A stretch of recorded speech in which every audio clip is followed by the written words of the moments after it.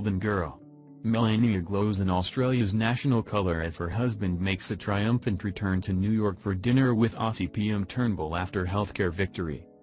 First Lady Melania Trump glowed in Australia's national colour as her husband made a triumphant return to New York City on Thursday for a meeting with Prime Minister Malcolm Turnbull after celebrating the House passage of legislation undoing much of his predecessor's health law.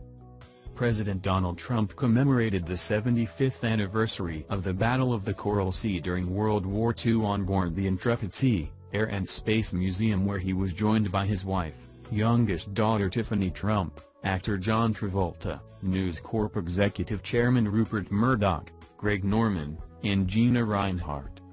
Murdoch, 86, introduced Trump during the American-Australian Association gala event that was attended by roughly 700 guests.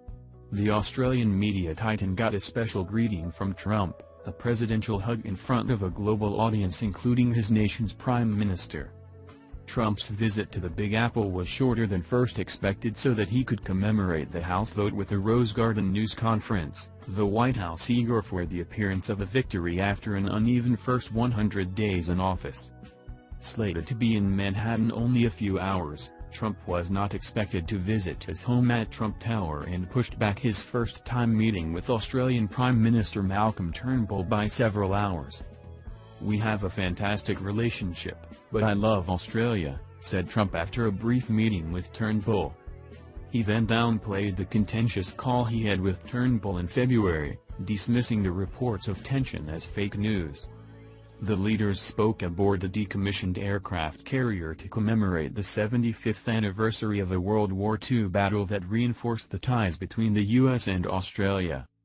Both countries' warships and fighter planes engaged the Japanese from May 4 to 8, 1942, forcing the Japanese Navy to retreat for the first time in the war. In introducing the president, Murdoch said, "These are dangerous times, and we must be, as this great carrier is called, intrepid, that is to say, fearless and bold in our resolve to advance the frontiers of freedom, and in defense of our nation's shores. We must also be bold and unafraid to think differently in dealing with the challenges we face. The man I'm about to introduce believes, as I do, in challenging conventional wisdom, because conventional wisdom is often not wise at all." Turnbull had said moments before that together the US and Australia condemn and resist the reckless provocations of North Korea.